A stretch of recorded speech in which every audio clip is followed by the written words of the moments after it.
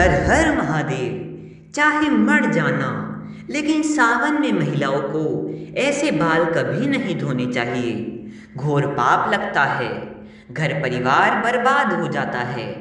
सावन के इस पवित्र महीने में भूलकर भी अपने केश यानी बालों को ऐसी गलती से मत धोना, क्योंकि इससे बने बनाए काम सब बिगड़ जाते हैं। और अगर आप भगवान शिव से प्यार करते हैं तो कमेंट बॉक्स में सच्चे दिल से लिखें हर हर महादेव, ओम नमः शिवाय, और हमारे चैनल को सब्सक्राइब करके इस बेल आइकन को ज़रूर दबाइएगा।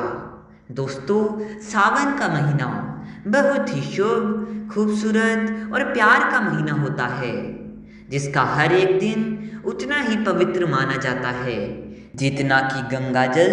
और सावन में शिव जी की पूजा अर्चना करने से मनोकामना पूर्ण होती है। इसलिए अच्छे वर की कामना करने वाले लोग सावन सोमवार का व्रत अवश्य रखते हैं।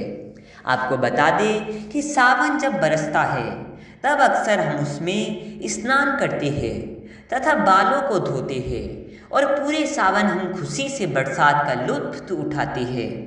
लेकिन क्या आप जानते हैं कि सावन के इस पवित्र महीने में किसी भी महिला को ऐसे बाल कभी नहीं धोने चाहिए, क्योंकि इससे पति की मृत्यु तक हो सकती है। पति का काम धंधा, बिजनेस सब ठप हो जाता है और संतान को कष्ट मिलते हैं। आइए जानते हैं दोस्तों कि सुहागिन महिलाएं किस दिन बाल धोए और किस दिन ना धोए, क्योंकि सुहागिन महिलाएं गृह लक्ष्मी होती है और घर की सुख समृद्धि आप पर ही निर्भर है। ऐसे में सुहागिन महिलाओं को कब अपने बाल या सिर धोना चाहिए और कब नहीं, यह तिथि और वार पर निर्भर करता है। दोस्तों, पहले बात करते हैं तिथि की। तो अमावस्या, एकादशी और पूर्णिमा के दिन बाल नहीं धोने चाहिए, क्योंकि इसे बहुत ही घोर अनर्थ माना जाता है। और ज्योतिष शास्त्र के अनुसार इन तिथियों पर चंद्रमा या तो उच्च या नीच स्थिति में रहता है, जो सीधे हमारे मस्तक को प्रभावित करता है। साथ ही हमारे हिंदू पंचांग में तिथि के अनुसार ही व्रत और त्योहार मनाए जाते हैं। इसलिए इन शुभ दिनों के एक दिन पहले ही बाल धोने चाहिए, ना कि उस दिन पर। दोस्तों, आप जानते हैं किन वारों में बाल नहीं धोने चाहिए और किन वारों में धो सकते हैं। तो यहाँ ध्यान रखें कि आप जिस भी वार का व्रत रखते हैं उस दिन भूलकर भी बाल ना धोए, बल्कि एक दिन पहले ही बाल धोकर शुद्ध हो जाए। क्या रविवार को बाल धो सकते हैं? अगर आप रविवार का व्रत रखते हैं या सूर्य की आराधना करते हैं तो रविवार को बाल ना धोए। लेकिन यदि किसी अनिवार्य कार्य की वजह से रविवार को ही बाल धोना पड़े तो उपाय के तौर पर आप गुड़हल के फूल लेकर उन्हें थोड़ा सा मसल लें और उससे निकले रस को अपने बालों में लगाकर बाल धो लें। सोमवार के दिन जो महिलाएं सोमवार का व्रत रखती है वह भूलकर भी बाल ना धोए। लेकिन किसी कारणवश सोमवार को व्रत रखते हुए बाल धोना ही पड़े तो पलाश के फूलों को अपने हाथों से मसलकर बालों में लगा ले। इससे अशुभता शुभता में बदल जाएगी और शिव के क्रोध का सामना नहीं करना पड़ेगा। मंगलवार को बाल धोने से आर्थिक परेशानियों का सामना करना पड़ सकता है और वैवाहिक जीवन में बाधाएं आती है। लेकिन यदि मंगलवार को ही बाल धोना पड़े तो इस दोष से बचने के लिए आंवले के रस या आंवले के चूर्ण का पेस्ट बनाकर बालों में लगा ले और फिर बाल धोए।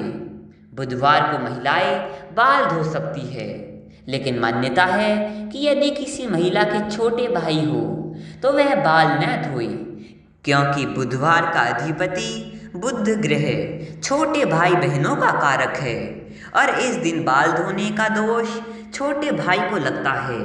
जिससे बचने के लिए आप वरुण देव यानी जल के देवता को या श्री गणेश जी को अपना बड़ा भाई बना ले और कलश स्थापना या पूजा के समय उनसे अपनी व परिवार की रक्षा की प्रार्थना करें। इसके अलावा दोष से बचने के लिए तुलसी के 5 पत्ते मसलकर बालों में लगा ले और फिर बाल धोए। गुरुवार को सुहागिन महिला ही नहीं बल्कि किसी भी स्त्री पुरुष को बाल नहीं धोने चाहिए, नहीं तो अगले जन्म तक इसका पाप लगता है। क्योंकि गुरु ग्रह सबका गुरु है और इस दिन बाल धोने या घर में पोछा लगाने से माँ लक्ष्मी रूठ जाती है। गुरु का नाश होने से घर में कलेश बढ़ते हैं और बर्बादी आती है। लेकिन यदि अनिवार्य कारणों से गुरुवार को बाल धोना पड़े तो थोड़ी सी हल्दी या बेसन का लेप बनाकर बालों में लगाएं और फिर बाल धोएं। शुक्रवार के दिन सुहागिन महिलाएं बाल धो सकती है, लेकिन जिन महिलाओं के पुत्र हैं या जो पुत्र प्राप्ति की कामना रखती है वे शुक्रवार को बाल ना धोएं। और यदि धोना पड़े तो पहले बालों में थोड़ी सी दही लगाकर फिर धोएं। शनिवार को सुहागिन महिलाएं बाल कतई ना धोएं, क्योंकि शनिवार शनिदेव का दिन है जो न्याय के देवता और पूरे ब्रह्मांड के जज है और उनके प्रचंड क्रोध व प्रकोप से बचने के लिए इस दिन बाल धोना वर्जित है। लेकिन यदि बहुत जरूरी हो तो बालों में कच्चे दूध का छींटा लगाकर या कच्चा दूध लगाकर बाल धोएं, ताकि शनिदेव की पूरी दृष्टि ना पड़े। दोस्तों, सुहागिन महिलाएं जो मांग में सिंदूर भरती है, शरीर के इस स्थान को गंगा स्थल माना जाता है और वहाँ लगाया जाने वाला सिंदूर गंगा सिंदूर कहलाता है, जो पवित्रता और सौभाग्य की निशानी है। इसलिए जो सुहागिन महिला नहाकर मांग में सिंदूर भरती है वह बिना बाल धोए भी पूजा पाठ में शामिल हो सकती है, क्योंकि उसे पवित्रता और सौभाग्यवती का वरदान मिलता है। जबकि पुरुषों का हर दिन बाल धोकर ही पूजा पाठ में शामिल होना चाहिए। दोस्तों, आगे माता सीता कहती है कि किसी भी सुहागिन महिला को ये 5 बातें पता होनी चाहिए, नहीं तो आपको तथा आपके पति को कभी मान सम्मान नहीं मिलेगा। पहली बात यह है कि स्त्री को सदैव अपने बाल बांध कर रखने चाहिए, क्योंकि बंधे हुए बाल रिश्ते को बांध कर रखते हैं और खुले बाल घर का विनाश करते हैं, जैसा कि महाभारत काल में भी मिलता है। साथ ही खुले बाल नकारात्मक शक्तियों को आकर्षित करते हैं, इसलिए पूर्णिमा और अमावस्या के दिन बालों को कभी खुला ना रखें, क्योंकि इस दिन गलत ऊर्जाएं आपको अपना शिकार बना सकती है। दूसरी बात यह है कि कभी भी सुहागिन महिला को पति के बगैर बाहर नहीं जाना चाहिए। तीसरी बात यह है कि किसी भी स्त्री को अपने घर की गुप्त बातें बाहर नहीं कहनी चाहिए, क्योंकि इससे घर का विनाश होता है। और पड़ोसियों के घर भी ज़्यादा समय के लिए नहीं जाना चाहिए। चौथी बात यह है कि शादीशुदा महिलाओं को अपनी मांग सदैव लंबी भरनी चाहिए, क्योंकि जितनी लंबी मांग होगी उतनी ही पति की उम्र और मान सम्मान बढ़ेगा। जो स्त्री सिंदूर छुपाती है या थोड़ा सा लगाती है, उसका पति समाज में छुप जाता है और हमेशा हार का मुंह देखता है।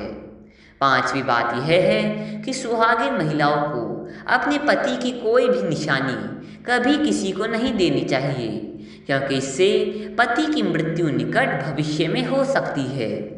पति की निशानी को सदैव दिल से लगाकर रखना चाहिए। अंत में माता सीता कहती है कि स्त्री को सदैव अपने पति यानी परमेश्वर के पांव अवश्य दबाने चाहिए, क्योंकि पुरुष के घुटनों से लेकर पिंडली तक का भाग शनि का होता है तथा स्त्री के हाथ की कलाई से लेकर उंगली तक का भाग शुक्र का होता है। और जब शनि पर शुक्र का प्रभाव पड़ता है तो धन की प्राप्ति का योग बनता है। इसलिए आपने हमेशा देखा होगा कि माता लक्ष्मी भगवान विष्णु के पैर दबाती रहती है। और इसी कारण यदि आप सच्चे दिल से माता लक्ष्मी को अपने घर पर बुलाना चाहते हैं तो कमेंट बॉक्स में लिखिए, माँ लक्ष्मी आपका स्वागत है हमारे घर में। माता रानी के लिए एक लाइक तो बनता है। धन्यवाद।